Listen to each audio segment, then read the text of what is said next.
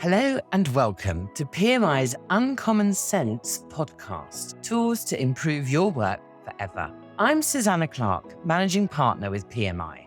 Our Uncommon Sense podcast is a 15-minute conversation with our expert consultants. They talk a lot of common sense, although much of it is not common practice. And that's what this podcast is all about. We want you to be inspired to improve your business through learning more about the tools which can help you succeed and grow. Today, I'm joined by Damian Albinson, and we're going to be talking about taking out waste may not make you lean. Some of you may find that contentious, so let's see what Damian has to say about that. Damian, can I start off with you just introducing yourself, please? Yeah, sure. Yeah. So welcome everyone. My name's Damian Albinson, a senior consultant with PMI. Been with the business now 10 years consulting. And my background was aerospace manufacture. So spent the last over 20 years working in different roles within business improvement, from a full-time change agent through to being a change manager responsible for the company's deployment of their strategy. So lots and lots of years of experience of using these techniques. And that's why you're here to talk to us today about how taking out waste may not make you lean. So do you want to tell me a bit more about that? What's your theory behind this? Yeah, sure. So it does sound a little contentious, and maybe it is, but I think it's this idea that sometimes organizations, no one really controls the way that they're doing improvement, or no one's maybe got that overall oversight in terms of where these activities are happening. So going into a process, finding some waste, the classic lean theory, coming up with ideas how to eliminate that, all sounds great. And I think if you're just starting out, I would say that's a great place to start, right? Cut your teeth on that, and you're going to get some early wins. But at some stage of your improvement program, your improvement journey, call it what you will, I think there has to be this more precise kind of targeting of where we focus these activities. Because sometimes you may think you're succeeding by taking out waste, but actually you're not really improving what we would call the system, as in the overall end-to-end processes. And there's something about speeding up, isn't there? That there's a theory behind that if we could just do this more quickly, we would be more efficient and therefore we get more out the door. So Of what's your course, views yeah, on that? it seems perfectly logical, doesn't it? So let's give an example. Let's say you have a very simple 3-step process. Okay, let's say the first step takes, I don't know, 5 minutes. The middle step takes 10 minutes, and the third one takes 7 minutes, something like that on average. And someone comes up with an idea that says, "I've found some waste in this process, in this first step." And I've got a solution to it, and they test it out. It works, and they go, "Great, we've improved, we've got quicker. Isn't that wonderful?" And that all sounds great until you consider what's the overall impact of process A getting even faster than it was already, because it was already the fastest step. So what's likely to happen is it's now going to just maybe push more work onto process number 2. That's going to cause an even larger queue of work in front of process 2, which extends the lead time from the customer's benefit, or whoever's at the end of this process. They haven't seen any improvement at all.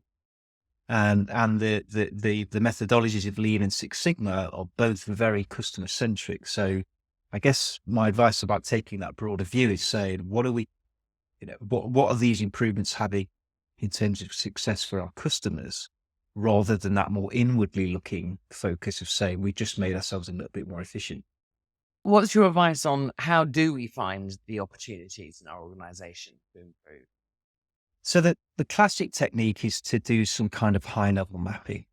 So that could just be process mapping. The more traditional approach is to use the value stream mapping technique. And that gives you this sense of not just the overall picture, but it also, if you do it in the right way, it involves a whole range of people, maybe from different disciplines, different functions, to collectively get an understanding of how well does our work flow towards the customer. And the basis of Lean, and it took me many years to appreciate this, is, there's all these tools and techniques and so on, but really the ultimate goal of Lean is to achieve this condition where work flows through to your customer, or should I say value flows through to the customer. So value stream mapping is a great technique for that. And another really interesting thing that can be discovered, if I could just come back to this, focusing on the right areas, you often discover with value stream maps that the delays that occur between the work happening, they're often multiples in terms of size larger than the time it takes to do the work. So this brings a whole new sense of why are we even trying to improve what we call the cycle times, how long the work takes. And that's normally what we're gravitated to. We when we're looking for improvements, we think about the work that people do, and therefore that must be where the opportunities are. What about the periods in between where where nothing happens? And they can be enormous. They can be, and improving those can have a dramatic, or let me call it a significant impact on lead times, which is what your customer's going to sense directly. Okay. And can you give me some examples of the kind of things that one might see that are causing the delays between the two cycles? Yeah, sure. I mean, delays get really fascinating for me, and sometimes they're caused by the example I gave earlier. One process is working faster than another. It's causing this kind of buildup of inventory or queues of work. But sometimes the root cause of those delays goes outside of the work steps themselves, what we call the value adding steps. And you find yourself suddenly in the, how do we manage and prioritize the work in the first place? How do we schedule it? How's that done? Who does it? What are the rules or the mechanisms, if we have any? Sometimes even organizations that have very sophisticated planning algorithms, that can be the cause. We think that we're okay because we've got this fancy piece of tech that's doing it for us. And actually the mechanisms and the algorithms that they are based on are often not based on the same principles as Lean. And these can make for some very awkward conversations sometimes I've had over the years with various different clients. So the delays, they can be really fascinating. They can be caused by slower processes. Defects and rework in processes can cause there to be, excessive delays, waiting for approvals from different people, or back to even the planning and scheduling. The classic, the customer, the big customer that spends a lot with us, we must always prioritize their work over others. That can be a big cause of delays in the process. So there's all sorts of reasons, really. Right. You just got to go out there and find it. Okay. And in terms of, what happens if we're looking at processes, but actually today we don't measure these things like cycle time and delay time. So we've got our process mapped. But we don't know what the timings are. What would you recommend we do there? Sure. Well, this is a really common problem because routinely, in fact, I can't think of an organization I've been in plenty over the years. I can't think of a single one where they routinely measured what we call cycle time, i.e. how long each step takes, and also delay time. They're not routine measures.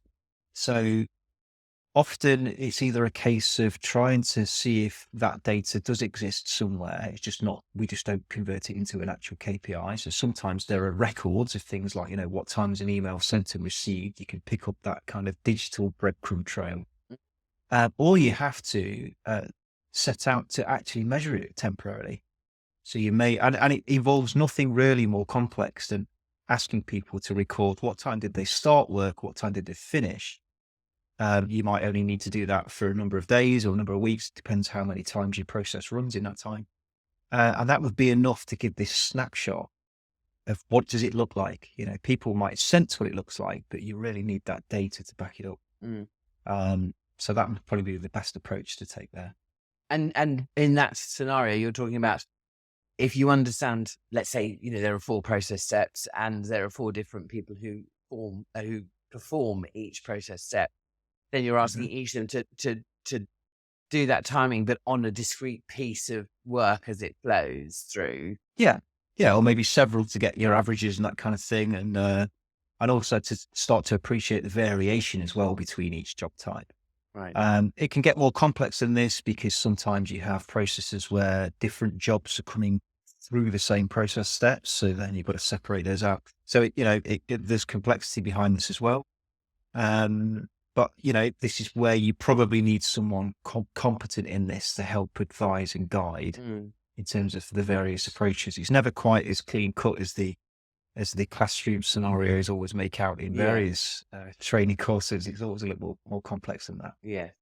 And you use the example of your IT system having some breadcrumbs that you can trace. So it isn't just about production or manufacturing. This is about service as That's well, all. and operation. Right, absolutely. Yes. Okay. And service is probably even more complex sometimes than manufacturing. Because the notion of how people work are different. I mean, in manufacturing, you very classically, if you're an operator, you might be on a certain job type and that's it, that you just repeat. Yeah, that's your job. That's your day job. In service, of course, in transactional environments, people do all sorts of different things during the working day. Then they're on this task in the morning and something else in the afternoon. And so there's a different dynamic. But if you take the idea back to that core principle of how do we achieve flowing value to customer, that still stands no matter what industry you're in. It's just that in service, you've got to think about it slightly differently. So different challenges in different industry types, but they're all there to give us opportunities, aren't they? They certainly are. And so in summary, what I'm hearing you say is that looking at the processes that you operate in a broader sense, end to end, and not just in individual process steps themselves is important. That's the first thing to be thinking about. And therefore, improving just one part isn't enough. You need to think of it in its entire value stream.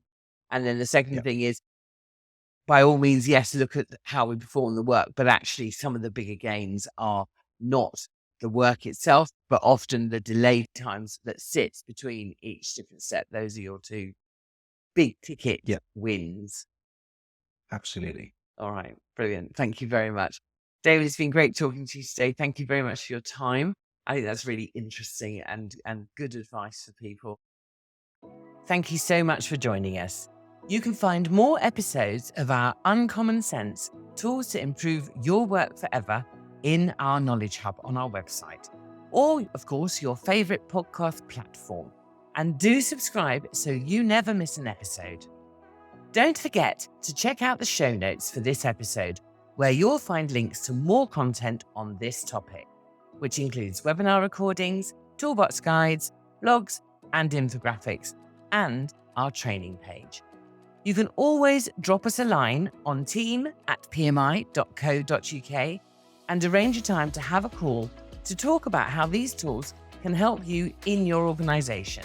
We'd really love to hear from you.